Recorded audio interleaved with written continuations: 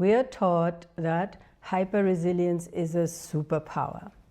But in perimenopause, I found that what we call resilience is often just the ability to take a punch. And right now, your body is asking you to stop taking punches.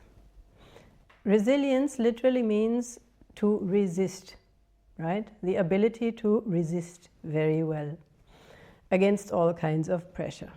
And that means we have to reinforce by being proactive, right? We strengthen the body and the mind, and we try to become like steel so we can take on anything. And then if something troubles us, we think, oh, I am not strong enough yet to be able to deal with this easily internally. Or we can even get irritated at getting irritated. Like, why am I getting irritated? I am not resilient enough. And this does two unhealthy things. The one unhealthy thing is a mind that is proactive about pressure, about responding to pressure, is always occupied with the pressure. And that gives us hypervigilance. That means we always kind of look out. A part of the mind is always anticipating an issue so that we can prepare. And we can never fully sit and enjoy and be in the moment when we have that disposition. The mind automatically will go to some future situation. If it's nice now, then it might become less nice in 5 minutes or next month or tomorrow or next year. That mental reflex can come from trauma or from past experience. And it is a conditioning. We don't choose that.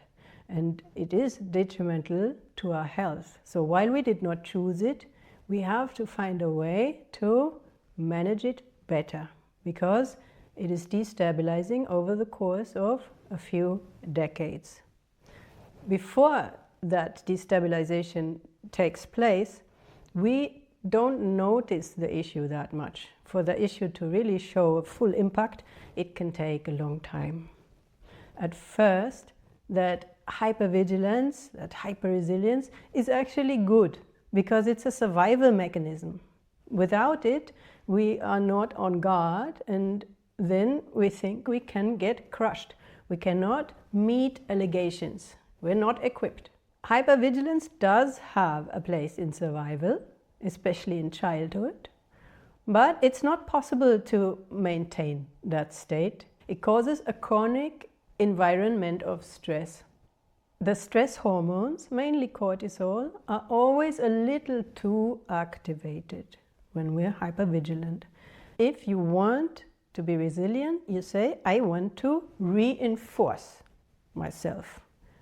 And that plays into that same pattern as hypervigilance. Holding on to the reinforcement instead of changing the pattern of the nervous system that anticipates a threat, that has the psychological results in midlife. Regardless of why you think you need it, the nerves do not care about our reasons. They just have a capacity. So even though hypervigilance, hyperresilience were a good thing at the start for survival, for our education, for career, and so on, once its half-life has set in, then we will suffer from it. That is the first point why we should think twice about how much we really want to pursue resilience once we have reached a certain age.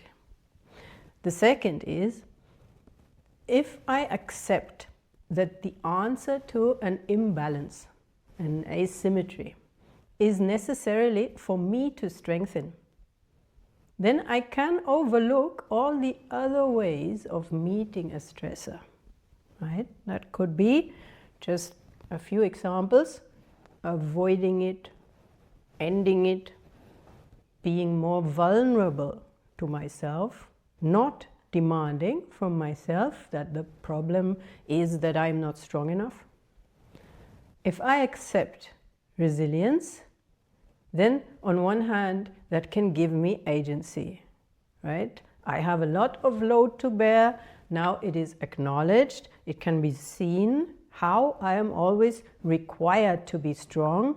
That all is held in that word, resilience. But what many people also habitually do is at the same time they accept that load. Instead of looking at the system that causes a disproportional load in the first place. It could be a societal system, could be a tradition, could be even inside ourselves. Maybe I have accepted a load that I was just conditioned to accept. When I say, oh, I have to broaden my capacity, I have to strengthen, I may not get irritated, then I accept all of this. So under the guise of a seemingly empowering word, what I actually then do is sort of self-abandonment. There's no mercy in that conglomerate of demands on oneself. No self-compassion in that.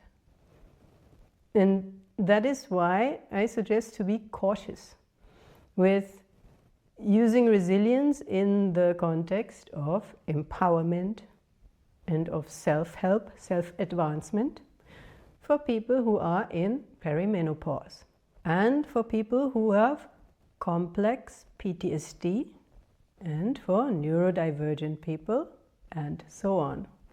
Because the prompt to be strong just so happens to correlate with a gaslighting that you are too sensitive. Have you noticed? You have been told you are too sensitive when you are not resilient. And in that combination, you are called now to show the self-solidarity. I suggest, with that in mind, always check when you have a thought what you want to strengthen. First check, am I treating my body like a servant right now? Am I mentally talking down to myself? How many negative things have I told myself in the last 10 hours? If that is not an issue you have, then do all the resilience you want. But if that is not yet fully resolved, then I would be a little careful with focusing on resilience now. Another reason why resilience is not the same as health is an endless reinforcement just makes the walls thicker. But that does not restore any balance. Quite the opposite, right? Something that is reinforced to the nth degree is big shut off. And that is also one of the temptations of resilience, actually. A part of you, traumatized part of you, may think, I can reinforce so well that nothing can hurt me. Then I will be safe. But doing that means not listening to the part that is afraid of getting hurt, not showing compassion to it, not validating it, and not being with that part of you, and not educating that part also, that now, these days, the situation has changed because now you are in charge, and the feelings you have about this do no longer match the severity of the situation. When you were really powerless and small in childhood, anxiety and fear were about immediate survival, warranted. And that is how that response got conditioned. That is how we grew up. That is the preset. Many people run away from their fears their entire lives and actually have their whole life arranged around avoiding a particular fear. because that seems in their minds so horrible, because it once was. But the attempt to avoid that fear is a lot worse than unlearning the connection between the reality of that dangerous situation back then and today. Unlearning in a neurological way and in a psychological way, maybe even in a spiritual way, and also in a relational way, because people were involved in our pain and danger. So also in a relational way, we can do a lot of healing and recalibrating for that. As I'm sure you know, the irony is that we attract what we are seeking to avoid. You don't want to get hurt again, so you don't open up. You keep guarded and keep your real personality back, so that you cannot be deeply hurt. And because of that, you are perceived as someone who cannot open up. And therefore, people will not open up to you. And eventually, they will spend more time with someone else who is more open. If that happened, you got hurt through the attempt to avoid precisely that hurt. And it's the same with many different fears, isn't it? So, an attempt to be less vulnerable emotionally is one of the hidden reasons why we may want resilience. It's an unspoken reason. Many don't like to admit or acknowledge it, especially the midlife generation. The younger generations are a lot more open. They are more literate. They can communicate complex emotions better. They can admit shame and talk about it and look at it, from all sides. But for us, from the 1970s and 1980s, it is still a second language. And for some, a third language or fourth language. And the appeal of resilience is then, nothing can hurt me, as an attempt to avoid hurt. And that approach also leads in the opposite direction of what is actually maturity and relational progress and psychological progress, spiritual progress and healing. Health is not disproportionate busyness with building a bigger construct. And health is also not anticipating an attack, so I can, in my mind, defend myself better in the future. That is not health, that would be hypervigilance. If we pride ourselves on being able to take a lot of pressure or being less fragile than someone else, then we can look down a bit on somebody who is fragile. And we can say, wow, that one is already on the verge of collapse. I have much more difficult situations every week. They should pull themselves together. That is dangerous also to ourselves, because then that would mean that resilience is connected to our identity. We want to see ourselves as being very strong. And through that, it will be difficult for us to admit when something is too much. But admitting if something is too much is the way to avoid accidents and avoid a burnout and avoid bad planning and so on. If I take on everything that comes, then I am not very strategic. And I'm also not respecting my own time. How should people respect my time if I don't respect my time? Like, they can come, can you do this? Can you do that? Can you do this for me? If I pride myself being able to take everything on because I can, because I am so strong and resilient, what I'm actually doing is saying that difficulty is the right place for me to be in, because I do not deserve being balanced. You would not say to your best friend, I think you should take on more random load that people have no business inflicting onto you, but they do it anyway, and you should just accept it. And you should progressively get more load because you get more resilient also. As you get stronger, you should waste more time, and you do not deserve to feel light, and you also do not deserve to relax. Would you say something like this to your friend? Of course not. But you say it to yourself whenever you insist on being the strong one, when you take pride in being resilient. It is particularly tricky in a society that rewards especially women and non-binary people for always being the one that does not flinch under load. The ideal woman, taking all the load, taking all the nonsense. She takes care of everything and has the managing job, and also takes care of everybody in the house, and she arranges all the activities for all the children, and then she goes to the charity and does the fundraiser and does all of the things. And she does never complain. That is most important.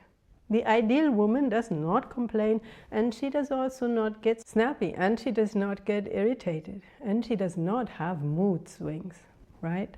She's only strong. Not even an actual personality. She is only strong. And what happens in perimenopause? Mood swings. So while resilience is the acceptable mode of being, how healthy is it really? Accepting such a one-dimensional fantasy character for oneself, another discussion will need to be whom this version actually serves. What concrete purpose that picture has in society. But for now, let's stay on the individual level. It is very difficult to have full self-acceptance when nobody around you shows you that they accept you without hyper-resilience. That is why letting go of some of the hyper-resilience can never be a demand. I also do not place any demand on you or on anybody saying, hey, now you have to be less resilient. That would just be cruel and also clueless, because I do not know your living situation. Of course, you have to be resilient. I ask you only to examine your relationship to that resilience and the proportion of that resilience. Is your whole pride being resilient? Or do you hate being resilient or having to be resilient? Or is it ambivalent? Just thinking about these things and being honest with yourself, and also allowing the scary thoughts in this. You need not admit them to anybody but yourself. My wish to remain very resilient, what do I want to protect myself from? What exactly is it that I hope to never experience again? Is it a feeling?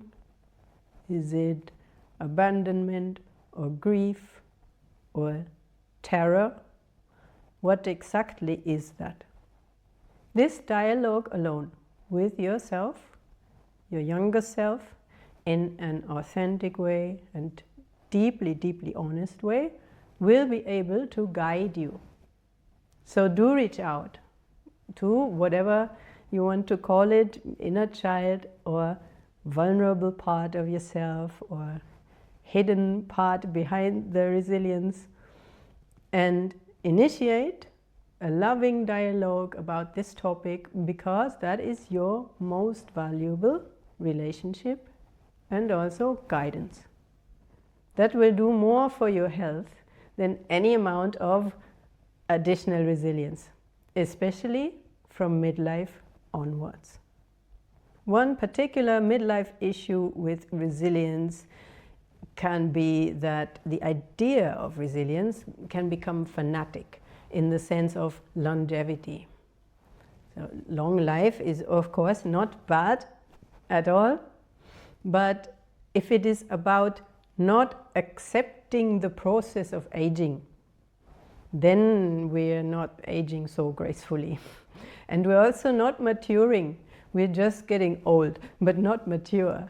So if we think, I really need to work out so that I can strengthen my muscles and my bones now, so that later I don't get osteoporosis and I remain more stable. If I fall, I will not break anything right away. That is brilliant. That is the form of resilience, or just proper planning that we all need. But if the resilience dialogue goes like, I need to meditate more so that I am more even-minded the next time this person absolutely disregards my feelings, and I need to somehow harden myself against my own stress response, that would not be a form of maturity. Shall we reinforce some things? Yes, absolutely. Always the health, and always in a gentle way. Never in a I'm in denial of normal aging process way. All the medicine is there, all the supplements are there, all the gym machines are at our disposal. We use them for the health, wonderful. We use them from a sense of panic, dangerous. No hormone and no gym is capable to shield us from the damage that panic does to our nervous system and brain. So now we have covered why hyperresilience is not the answer and absolutely not the same as health, and how you can switch from, yeah, bring it on because I am so capable mode to, actually I'm quite friendly with myself now and I can love and protect myself like a friend, like I also love and accept the limitations of my friend. Mental, psychological and spiritual health is not about your capacity to withstand. It's more about your capacity to feel, to be with your authentic self. And that can seem quite scary, but is in fact, once you do commit yourself to it, very, very enjoyable and liberating. I wish you, with yourself, a loving, compassionate and sustainably healthy relationship.